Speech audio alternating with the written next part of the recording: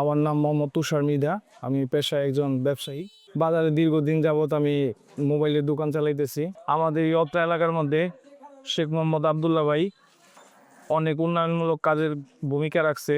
School, college, মাদ্রাসা, হাট, মন্দির, মসজিদ সব দিকেই সে উন্নয়নমূলক কাজের অনেক অবদান রাখছে। বিএনপির পক্ষ থেকে তাকে নমিনেশন দেওয়া হয়েছে। আমরা আশা করি তারুণ্যের প্রথম ভোটটা ধারেন শীষে পড়ুক। আলহামদুলিল্লাহ, আমাদের তাকে জয়যুক্ত করার জন্য যতটুকু করণীয় আমরা করব।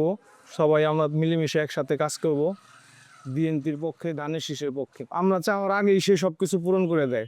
সে আমাদের তো একটা জনগণের চাওয়া থাকে রাস্তাঘাট, কলেজ, মাদ্রাসা। সে মোটামুটি সব কিছুর মধ্যেই, এই সমস্ত কাজের সব কিছুর মধ্যেই তার ভূমিকা আছে। সে যদি এমপি হিসাবে আসে, জনগণের জন্য আরও অনেক বেশি কাজ করতে পারবে। এখন হয়তোবা সে নিজে করে, কিন্তু তখন সরকারিভাবেও সে আমাদের জন্য অনেক কিছু বাড়ায় করতে পারবে। তরুণ প্রজন্ম তাকে কেন পছন্দ করি? সে আমরা শুরুর থেকেই দেখতেছি যে সে মাদকের বিরুদ্ধে কথা বলে, সন্ত্রাসীর বিরুদ্ধে কথা বলে।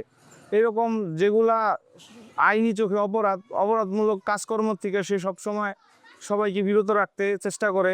এরকম অনেক সেমিনার, সমাবেশ, এরকম অনেক কিছু উনি করছে এর আগে পরে, সবাই দেখছে। এর জন্য আমরা তাকে বেশি পছন্দ করি।